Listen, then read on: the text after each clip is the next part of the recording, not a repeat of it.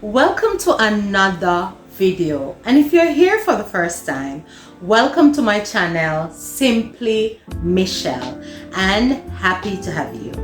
Yes, so far the story is going on. We have seen that Brent have found love, young fresh love, and the Allen's house have been a place of refuge, of healing, and of strength to their friends and family members. They have built themselves a community in the true sense of the word. So without itching, let's get right into it and see what is happening in the village of Ohio. Under a white tent draped in blush pink and gold linens, rows of garden chairs face a softly decorated table full of cupcakes, sorrel, punch, plates of steaming jerk chicken, and callaloo patties. The scent of the fresh balloons and Jamaican spice and dance, and the afternoon breeze from every tree. A wooden sign at the entrance read, "Welcome, baby Scott, showered in love." Ashley stood at the center of it all, glowing in a flowing peach maternity dress that hugged her round belly. Her curls were pinned back with a hibiscus hairpiece, and tears shimmering in her eyes as the guests streamed in, and family, old neighbors, church friends, co-workers from the clinic, and even a few kind souls from their Ohio community who had come to love her like their very own. Tessa, ever the host, floated between tasks, making sure the punch stayed full, the music stayed mellow, and Ashley didn't lift a single finger. Julie, on the other hand, standing beside her sister, looking beautiful in lilac and beaming with pride as she helped lead the games and MC the event. The moment that changed everything. Midway through the event, when laughter rang loud and people began to settle with their food, Ben stood to the top and topped his glass. "Everyone," he said, with that warm, quiet authority he carried so well. Before we dive into more fun, Ashley and Samuel have something they'd like to share. Ashley looked over at her husband Samuel, who nodded nervously before standing and taking the mic. "So, this past year's been full of blessings. 4 years married, a baby girl on the way, a home we love. But we wanted to give you all something too. Some news." Ashley stood beside him now, holding his hand. "We're naming our baby Tessania Grace Scott," she announced, her voice breaking. "We're naming our baby Tessania Grace Scott," her voice broken as she announced. Gasps and murmurs rippled through the crowd, but all eyes turned to Tessa.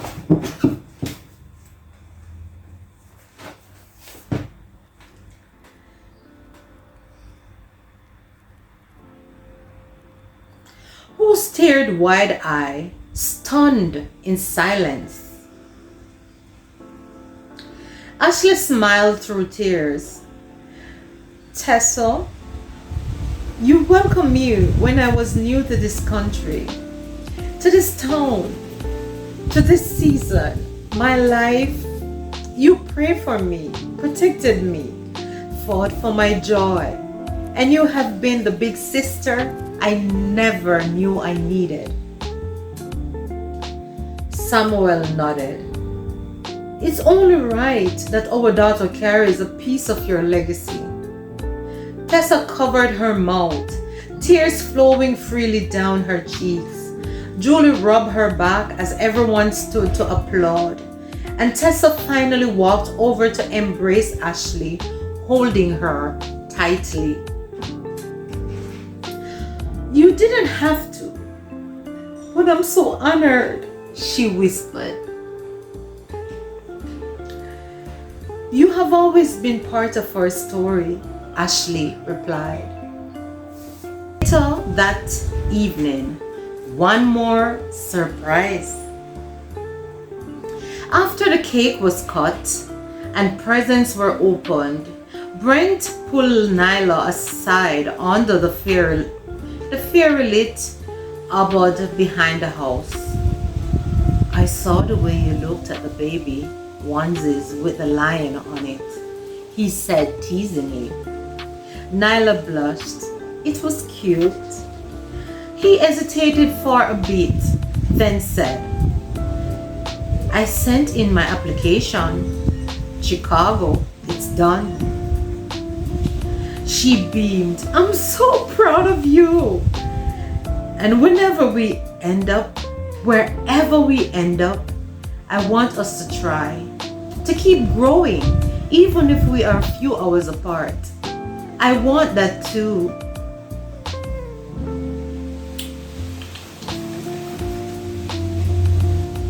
He hesitated a bit, then said, I sent in my application, Chicago, it's done. She beamed. I'm proud of you, Brent. And wherever we end up, I want us to try to keep growing, even if we are a few hours apart. I want that too, she said, squeezing his hand. You're worth it. Meanwhile, Michael and Julie. As guests began to leave, Julie found Michael helping Mrs. Jones packing up serving trays. She slipped her arm around his waist and leaned in. Thank you for today. I needed it more than I knew. Michael smiled. Me too. And you were amazing up there with Ashley. I could see the love in your eyes. Julie nodded. I am still not ready for the baby, but I am ready to be present, to keep learning how to love you even more. He kissed her temple gently. That's all I needed. As the night fell, Tessa and Ben stood by the back door watching the last of the family drive off. The stars were peeking out, and little Ayana was asleep on Ben's chest. You okay? He asked softly. I am overwhelmed, she said with a tired, grateful smile. But in the best way. Our story, it's growing in all these beautiful directions. Ben nodded in agreement. We have been through storms, Tess. Now we get to dance in the rain, he said. They stood there quietly, surrounded by the fading sounds of laughter and the promise of new life ahead. And in the soft night air, under the strings of the glowing lights, a family continued to beam and bloom. The letters that changed everything. It was a quiet Saturday morning, the kind that held its breath. Brent stood by the mailbox, his fingers trembling slightly as he flipped through the stock of envelopes, bills, a catalog, and then there it was. A large envelope with his name typed neatly across the front marked Chicago Institute of Visual Arts Admissions Office. His heart stopped. He didn't open it right away.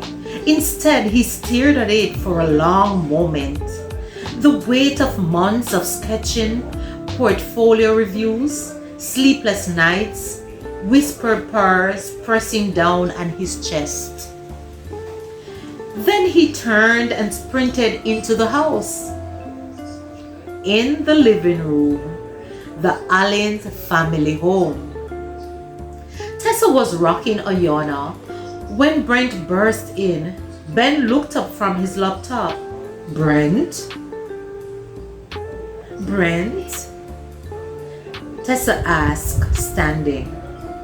Brent held the envelope in the air. It came. Ben stood crossing the room with steadily purpose. Let's open it together. Brent sat down on the couch, legs bouncing. Tessa handed Ayana to Ben and sat beside him, placing a hand on his knee.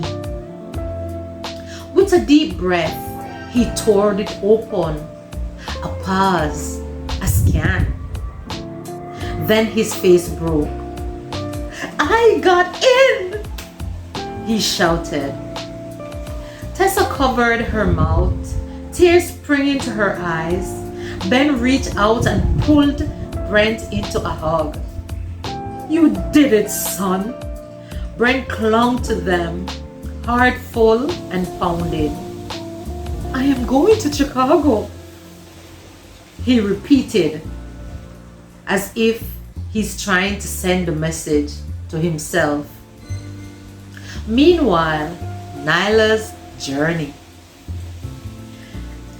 At her kitchen table across town, Nyla sat with her mother, who sipped tea and watched her daughter carefully. Nyla held up her phone. I am about to check my application status. She strolled to the admissions portal of Loyola University, Chicago. Her first choice, psychology program. Nyla stared at the screen for a long second, then gasped. Mom, I got in! I got in! She exclaimed. Her mother beamed and stood, hugging her tightly. I am so proud of you, my daughter. Nyla buried her face into her mother's shoulder. Brent and I, will be in the same city. Can you believe it? Looks like the universe is rooting for you too, her mother whispered. That evening, Brent and Nyla meet. They met at the lakefront park near the old bridge, a favorite spot of theirs since they first started dating. Nyla was already sitting on the bench when Brent arrived, practically glowing. You are smiling? She teased in a deep tone. Should I assume the best? She asked further. Brent sat beside her and grinned. Chicago Institute? Yes. Yes, he repeated. Nyla reached into her coat pocket and pulled out her own letter. So did Loyola. She beamed. For a few moments, neither of them said anything further. Just silence, wind, the soft ripple of water behind them. We did it! Yes, we did it, Brent finally agreed, his voice low and awe. Nyla turned to him, her eyes shining. This is real now. He reached for her hand. I want us to figure it out. Dorms, classes, schedules, it's going to get crazy. But I don't want to let go of what we are building, he said. She squeezed his hand. Then we won't. They leaned into each other. the future sketching out before them, uncertain but wide open. Later at home, a father-son moment. That night, Ben knocked gently on Brent's door. "Got a minute?" he asked. Brent nodded, putting down his sketchpad. Ben sat across from him on the edge of the bed. "I just wanted to say how proud I am. Not just because you got in, but because you didn't give up. You put your heart in this." Brent looked down. "You believe in me before I did," he said. Ben smiled. "That's what fathers do. And I may not be your biological dad, Brent, but you have been my son since the day you walked through that front door." Brent's throat tightened. He cleared. "Thank you." Ben stood and ruffled his hair. "Just promise me one thing." "Yeah?" "Don't stop dreaming, even when it gets hard. Especially when it gets hard," said Ben. Brent nodded, full of a love he didn't always know how to say. And so, as summer crept closer and high school drew to an end, the world began to shift for Brent and Nyla. There were still tests to take and gowns to rent. There were late night calls and goodbye dinners ahead. But in the midst of all the change, their hearts beat steady because they knew where they were going and they knew they wouldn't be alone. Cap, gown, goodbye for now. June sunlight poured over the school, filled as rows of folding chairs filled with proud families and eager graduates. The air buzzed with nerves and excitement. The smell of fresh-cut grass and perfume lingering as tassels swung and gowns rustled in the breeze. The podium sat front and center, decked in blue and silver, and a banner hung above. "Class of the future, congratulations, graduates." In the second row of seats, Brent sat tall in his blue gown, cap straight, eyes scanning the crowd. Somewhere out there, he knew Tessa and Ben were seated with Ayana and Julie. He spotted Ashley, now only weeks from her due date, waving softly. His eyes caught Daniel, Tessa's father, giving him a thumbs up, and next to him, Grandad Flynn, nodding slowly like he understood exactly what this moment meant. And in that row also you have the Joneses. And of course, they were beaming with joy as proud grandparents. Beside Brent, Nyla adjusted her cap, her hands trembling just slightly. "You good?" Brent whispered. She smiled. "I'm better now." In the audience, Tessa dabbed at her eyes with tissue. "I swore I wouldn't cry," she whispered. Ben chuckled. "Oh, I swore I wouldn't either." "We're both liars, huh?" he said with a smile. Julie leaned over. "Do we clap when they get their names called or just yelled like fools?" "Fools," Ashley said immediately, her belly bumping the chair. "Fools all the way," she reiterated.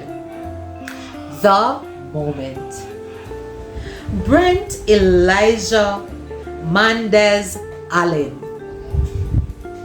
A roar of claps, whistles, cheers erupted as Brent stepped onto the stage.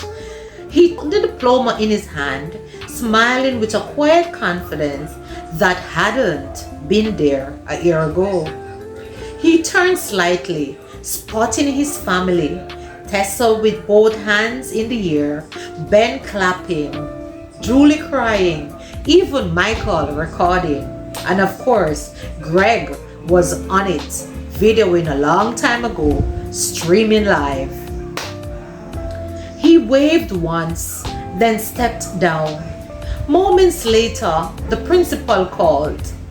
Nyla Alexandra Moore jumped to his feet with the rest of her family.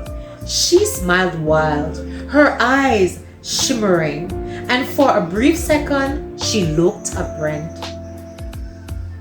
Not the crowd, not the principal, just him, as they locked gaze and they whispered something in the open atmosphere that only the two of them understood. And he nodded, the proudest he had ever felt in his life. After the ceremony, the field turned into a celebration. Hugs, camera flashes, confetti, poppers, and bouquet exchanges. Brent hugged Tessa tightly, burying his face in her shoulder for a moment. "You did it," she whispered in his ear. "You helped me believe I could," he replied. Ben pulled him in next, clapping him firmly on the back. "You made us proud, son. This isn't the end, it's your beginning." Nearby, Nyla stood laughing with her mom and little brother. Brent walked over and took her hand without a word. She laced her fingers into his. They stood together in their gowns, looking out at the sea of family, friends, futures unfolding. "Think we are ready?" Nyla asked. "No," Brent said with a grin, "but we are going anyway." Aww. Later that night at the Allens' home, a backyard dinner had been thrown, together with grilled chicken, curry goat, roasted corn, music, soft lantern lights strung between the trees. Everyone came. Friends, extended cousins, church folks. Ashley sat with her feet up, rubbing her belly, teasing Julie about being next, while Michael passed out drinks. Mrs. Jones insisted on dancing with Daniel, who had surprisingly good moves for a quiet man. Brent and Nyla slipped away to the front porch for some quiet time. "You nervous about college?" she asked.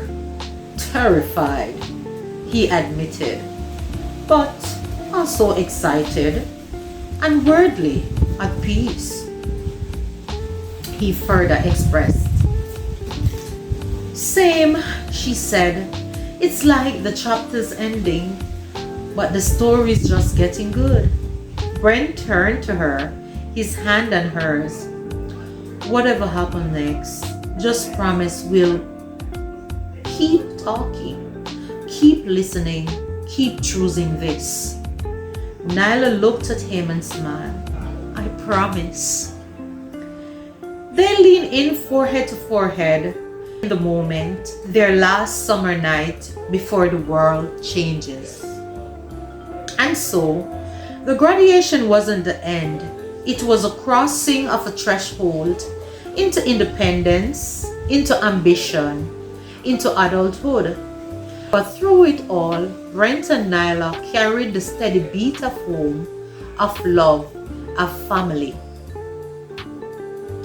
And as the stars appeared overhead, their dreams felt not just possible, but already beginning.